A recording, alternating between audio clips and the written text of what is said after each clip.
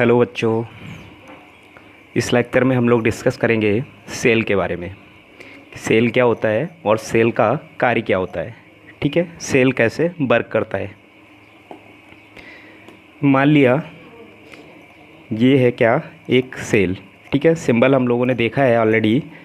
Cell ये होगा दो terminal, positive terminal and negative terminal, और इसी को हम लोग क्या बोलते हैं, सेल।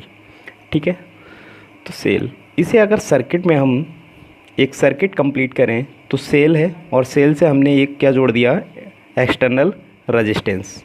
ठीक है, तो ये रहा हमारा cell.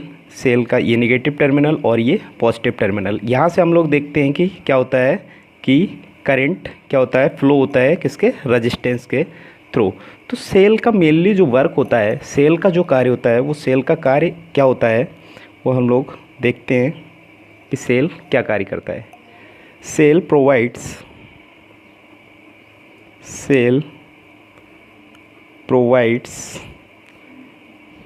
electrical energy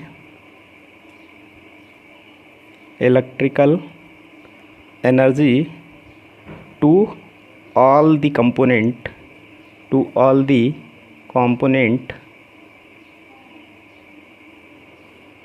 of the cell.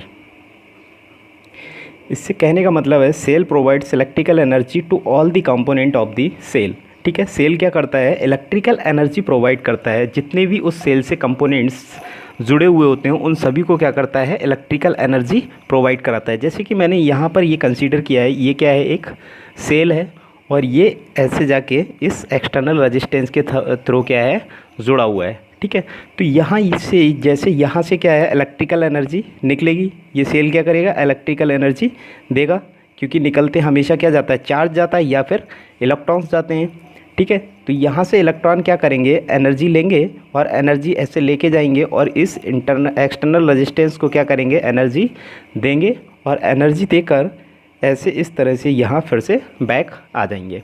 ठीक है, इस रेजिस्टेंस के थ्रू हम और भी चीज़ें जोड़ सकते हैं, जैसे कि रेजिस्टेंस की जगह फ़ैन जोड़ दें, कूलर जोड़ दें, फ्रिज जोड़ दें, टीवी जोड़ दें। तो यहाँ रेजिस्टेंस ना होकर अगर यहाँ पे टीवी लगा दें तो यहाँ से इलेक्ट्रॉन इस सेल से क्या करेंगे, एनर्जी लेंगे और एनर्जी लेकर जाएंगे, और यहाँ जो भी जुड़ा होगा टीवी, कूलर, फ़ैन, उसको एनर्जी देंगे, और एनर्जी अपनी लूज़ करके यहाँ से फिर से इस तरीके से क्या होगा, इलेक्ट्रॉन वापस चले आएंगे। ठीक है, तो यहाँ से इलेक्ट्रॉन ऐसे जाएंगे और इलेक्ट्रॉन वापस चले आएंगे। तो सेल का मेनली यही काम होता है कि सेल क्या करता है, इलेक्ट्रिकल एनर्जी प्रोवाइड कराता है जितने भी उस सर्किट में कंपोनेंट्स क्या होते हैं, जुड़े होते हैं। सेकंड पॉइंट की अगर हम बात करें तो सेकंड पॉइंट है, cell do not produce charge. Cell do not produce charge. Cell क्या करता है, चार्ज प्रोड्यूस नहीं करता है। सेल जो है कोई भी आवेश, कोई भी चार्ज प्रोड्यूस नहीं करता है। ओनली और ओनली क्या करता है, वो एनर्जी प्रोवाइड कराता है। केवल और केवल इलेक्ट्रिकल एनर्जी क्या करता है, प्रोवाइड कराता है। थर्ड पॉइंट है इसी का, सेल के बारे में, cell maintains a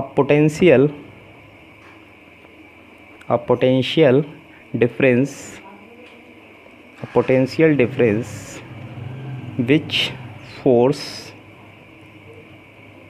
the charge or electron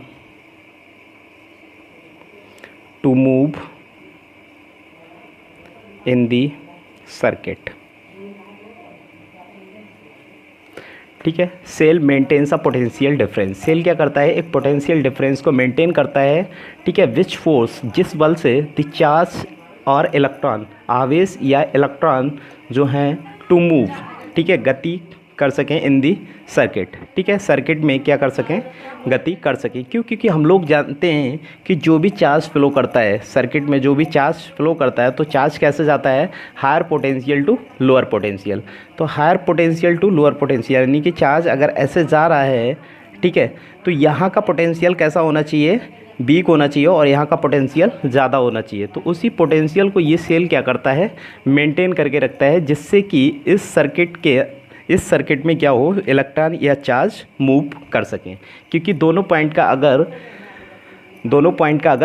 potential difference equal होगा तो चार्ज मूव नहीं करेगा, इसलिए क्योंकि हम लोग कंडीशन जानते हैं कि चार्ज हमेशा क्या होता है, higher potential to lower potential क्या करता है, मूव करता है। ठीक है, तो सेल का काम होता है कि सेल क्या करता है, फर्स्ट नंबर पे इलेक्ट्रिकल एनर्जी प्रोवाइड कराता है जितने भी उस सेल से कंपोनेंट जुड़े हुए होते हैं। और दूसरा पॉइंट है कि cell do not produce charge, cell charge या आवेश उत्पन्न प्रोड्यूस नहीं करता है, cell maintains a potential difference. और तीसरा काम क्या है, सेल का एक पोटेंशियल डिफरेंस को मेंटेन करके रखता है, which force the charge electron to move in the circuit, जिस बल से क्या हो सके, इलेक्ट्रॉन और चार्ज उस सर्किट में क्या कर सकें, मूव कर सकें। तो ये मेनली काम होता है किसका, सेल का। ठीक है, इस सेल के बारे में आप सेल इसको एनर्जी प्रोवाइड कैसे कराता है, इसके अंदर की थोड़ी केमिस्ट्री समझ लेते हैं। ठीक है, कि इसके अंदर की केमिस्ट्री क्या है। जैसे कि हम लोग केमिस्ट्री में पढ़ते हुए आए हैं कि एक बीकर है, जैसे मैंने मान लिया ये कोई एक बीकर है, इसके अंदर हमने 2 इलेक्ट्रोड्स डाल दी, 2 क्या डाल दी, इलेक्ट्रोड, और इसके अंदर जो है इलेक्ट्रोलाइट कंडक्टिंग सॉल्यूशन भरा रहता है। इसके अंदर क्या भरा रहता है, इलेक्ट्रोलाइट कंडक्टिंग सॉल्यूशन। ठीक है, ये क्या करता है, रिएक्ट करता है, और यहाँ से रिएक्शन के बाद, ठीक है, कंडक्टिंग सॉल्यूशन रिएक्ट करता है और यहाँ से नेगेटिव और पॉजिटिव चार्ज क्या होते हैं, नेगेटिव चार्ज इस रॉड के ऊपर आ जाते हैं और दूसरी रॉड के ऊपर क्या हो जाता है, पॉजिटिव चार्ज आ जाता है। ठीक है, तो इस तरह से दोनों क्या इलेक्ट्रोड्स के पास क्या है, एक नेगेटिव चार्ज आ गया और एक के ऊपर पॉजिटिव चार्ज आ गया। इन दोनों को अगर हम किसी एक्सटर्नल सर्किट से एक्सटर्नल रेजिस्टेंस के साथ कनेक्ट कर दें, जैसे ये है हमारे पास एक एक्सटर्नल रेजिस्टेंस जिससे हमने इन दोनों इलेक्ट्रोड्स को क्या किया, कनेक्ट कर दिया। क्लियर। अब यहाँ से हम लोग देखते हैं इनको क्या बोलते हैं हम लोग, इलेक्ट्रोड। ये क्या है, इलेक्ट्रोड। ये नेगेटिव है तो इसको हमने एनोड कह दिया, ये क्या हो गया, एनोड, और ये क्या हो गया, कैथोड। ठीक है, एनोड एंड कैथोड। अब यहाँ क्या है, नेगेटिव चार्ज है तो यहाँ से इलेक्ट्रॉन क्या होगा, निकलेगा और इलेक्ट्रॉन ऐसे इस डायरेक्शन में ऐसे जाएगा। ठीक है, तो इलेक्ट्रॉन ऐसे आया, ये है क्या, एक्सटर्नल रेजिस्टेंस। अब रेजिस्टेंस से जैसी करंट, जैसी चार्ज क्या होगा, चार्ज पास होगा, करंट पास होगा, तो यहाँ क्या होगा, यहाँ पे रेजिस्टेंस ड्रॉप होगा, यहाँ पे क्या होगा, चार्ज का ड्रॉप होगा। तो यहाँ से जैसे ही इलेक्ट्रॉन क्या करेगा, जैसे कि इससे पहले हम लोगों ने यहाँ डिस्कस किया था कि यहाँ से जैसी चार्ज फ्लो करेगा, यहाँ से चार्ज जाएगा, तो यहाँ से जो इलेक्ट्रॉन या जो चार्ज, इलेक्ट्रॉन जो एनर्जी लेके सेल से जाता है वो क्या करता है, यहाँ इसको एनर्जी देता है और फिर इलेक्ट्रॉन फिर से यहाँ आ जाता है, फिर से इस सेल से एनर्जी लेता है और फिर दोबारा इसको एनर्जी देता है। तो इसी तरीके से यहाँ से इलेक्ट्रॉन क्या करेगा, जाएगा और यहाँ पर एनर्जी लूज़ करके यहाँ एनर्जी देके फिर इलेक्ट्रॉन यहाँ आ जाएगा। तो यहाँ इलेक्ट्रॉन आएगा। अब इससे पहले हम लोगों ने ड्रिफ्ट वेलोसिटी के बारे में पढ़ा है, ठीक है, इलेक्ट्रिक करंट के बारे में पढ़ा है। तो हम लोग जानते हैं कि हमेशा करंट फ्लो करता है इलेक्ट्रॉन की अपोजिट डायरेक्शन में। तो यहाँ से हम देखते हैं कि इलेक्ट्रॉन ऐसे जा रहा है, यानी कि जो करंट बनेगा, जो करंट फ्लो करेगा वो इस डायरेक्शन में फ्लो करेगा। ठीक है, ऐसे इलेक्ट्रॉन जा रहा है, यानी कि यहाँ पे जो करंट की डायरेक्शन होगी वो अपवर्ड होगी और यहाँ पे जो करंट की डायरेक्शन होगी वो डाउनवर्ड होगी। क्लियर।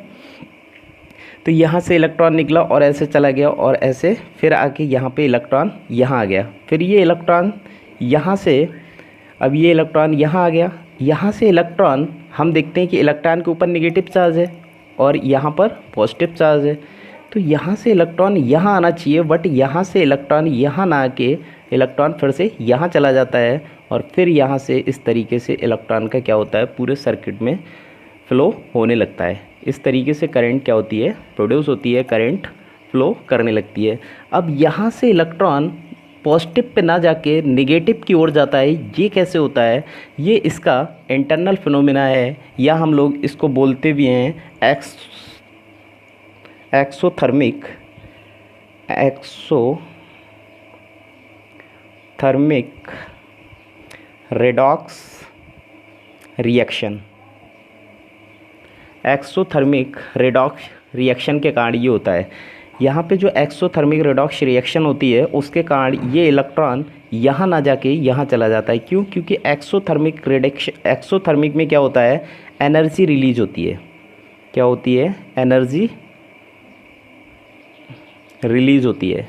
तो ये एनर्जी जो रिलीज होती है, ये इतनी एनर्जी इस इलेक्ट्रॉन को मिल जाती है कि ये यहाँ से जंप करके यहाँ आ जाता है। तो ये किस एनर्जी के कारण यहाँ आता है? एक्सोथर्मिक एनर्जी जो रिलीज होती है उसके कारण ये दोबारा यहाँ आ जाता है और यहाँ से फिर इसको इस तरीके से क्या होता है, इलेक्ट्रॉन का फ्लो होने लगता है। ठीक है। रेडॉक्स का मतलब होता है ऑक्सीडेशन और रिडक्शन। ऑक्सीडेशन और रिडक्शन। तो एक्सोथर्मिक एनर्जी के कारण ये प्लस पे ना जाके इलेक्ट्रॉन कहाँ जाता है? माइनस पे चला जाता है। तो इस तरीके से क्या होती है, ये करंट फ्लो करने लगती है। ठीक है। तो इसका काम क्या होता है? ये कौन सा है? ये कौन सा सेल है? Electrochemical cell. ये है हमारा इलेक्ट्रोकेमिकल सेल। ठीक है। इलेक्ट्रोकेमिकल सेल का काम होता है केमिकल एनर्जी।